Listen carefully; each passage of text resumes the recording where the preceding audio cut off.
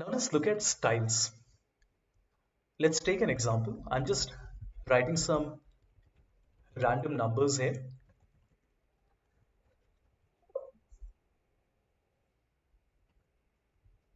Now let's say you want to highlight the values that are greater than 125. To do this, you can go to conditional formatting and highlight greater than 125. Now all the numbers are greater than 125, but if I say 175, only those cells are highlighted. You can also change the color if you want to. Similar to this, you have greater than, less than, between, equal to, and text that contains in case you want to search for a specific test or a date occurring between two dates. You can select the top n items, so you can choose the number, so top and bottom. You can even select the top 10%, bottom 10%. Of course, you can change the percentage value, and above average, below average. For example, in below average, it automatically tells me that all the cells colored in red are below average. We also have color scales, which are very nice. Color scales allow us to set either a single color, two colors, or three colors like this. So the higher or lower the number, accordingly, the colors are assigned. Similarly, we have icon sets. So you have three, four, or five icons like this. So it basically tells you the top 33, middle 33, and bottom 33 numbers.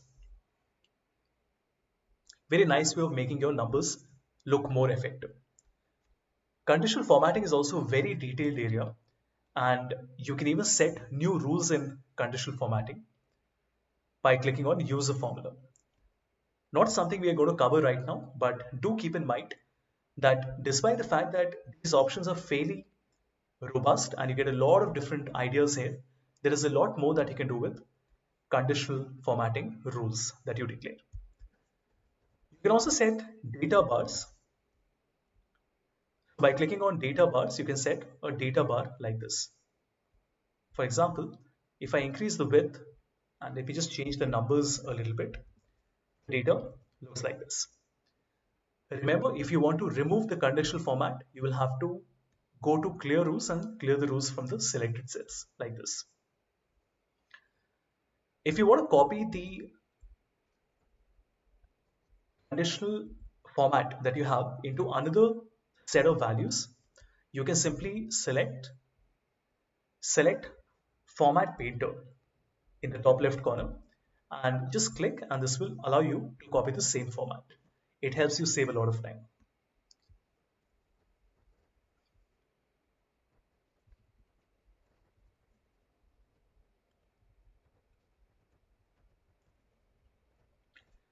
If you want to convert data like this into a table, you can say format as table and just select any format that you like. This will confirm whether the data is a table or not, which it is.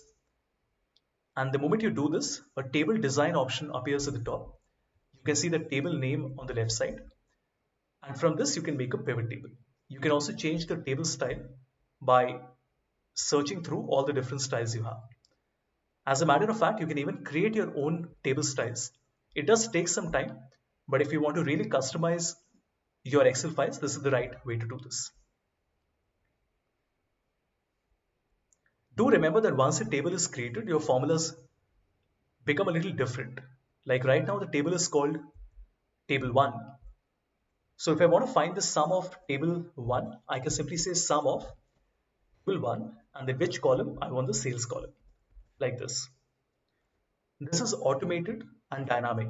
That means that if I add more names in the future, you notice that it automatically starts to update like this. Very handy. After that, you have cell styles, which means that a single click, you can choose among any of these different styles that are available. For example, this can be a calculation. Maybe this one can be an output like this. You can even set your own cell styles from here. Then we have insert, delete, and format in the cells group. What does it do? Insert gives us the option of inserting cell, row, column, and sheet. Delete gives us cell, row, column, and sheet. And format gives us the ability to either hide or unhide row, column, sheet. We can change the tab color of the sheet. We can also protect the sheet, and we can also set the row height and the column width. Let me take you through them. For example, if you want to change the width, I can go to format, column width, and put in 15, for example. If you want to change the row height, you can go to format, row height, and then set, let's say, 30, like this. The tab color will allow you to change the color of the tab at the bottom. You can also do it here by doing a right click and selecting this. Let's see if there's something else which is interesting. Okay, you can even move or copy a sheet, but the same option is also available here, allowing you to move or copy the sheet. You can even hide and unhide rows or columns, but the same thing is even available with the right click. So when you right click on a column, I can hide it like this. So column Y has been hidden, and I can right click and unhide it like this. Let's come to editing now. If I've written something and there are a lot of formats that I've applied, for example, it's bold, italicized, and it has a color, and I want to remove all the format, I can simply click on clear and select clear format.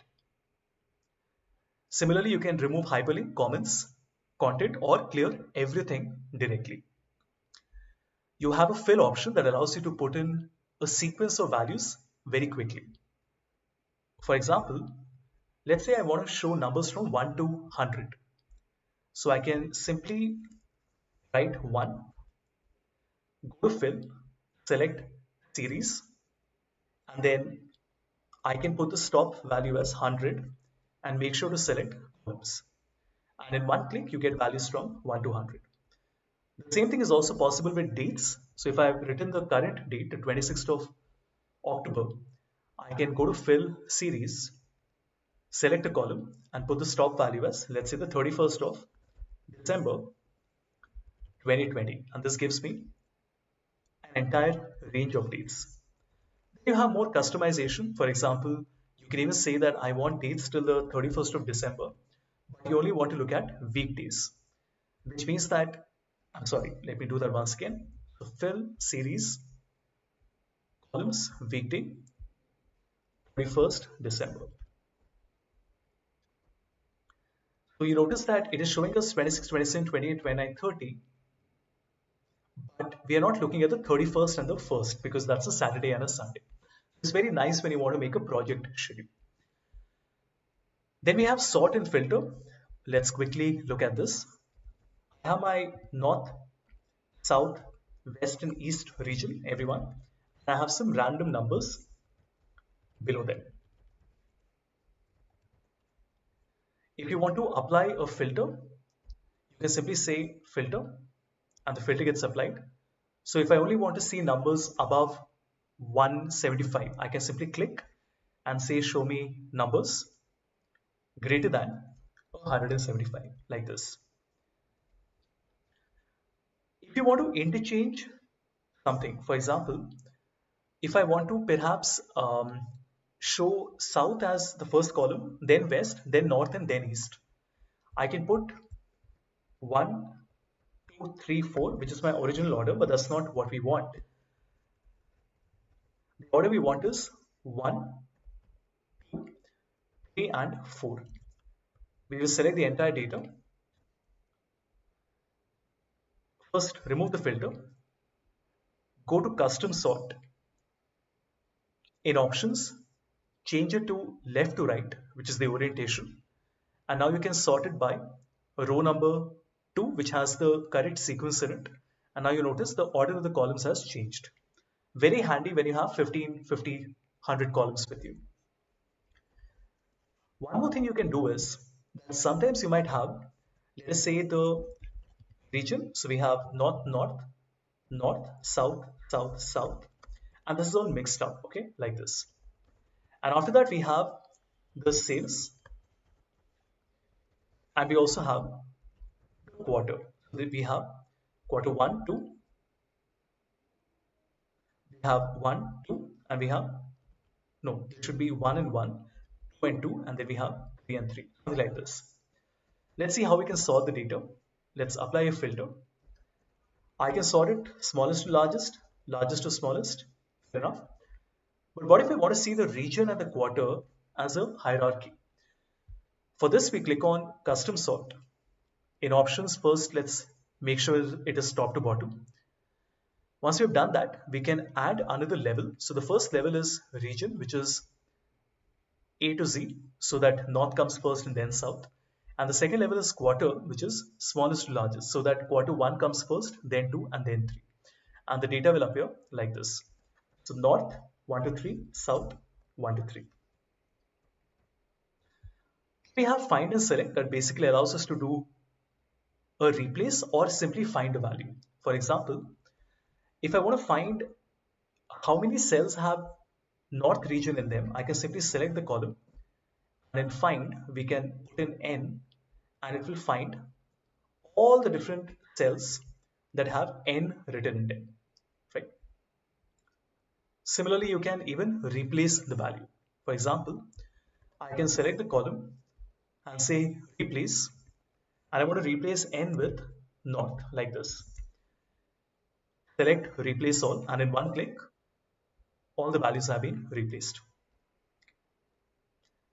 If you notice, there is a small problem now, which is that even in the region word, because there was an n there, that north got replaced. Not to worry, just select this, replace, and then replace all, and north gets replaced.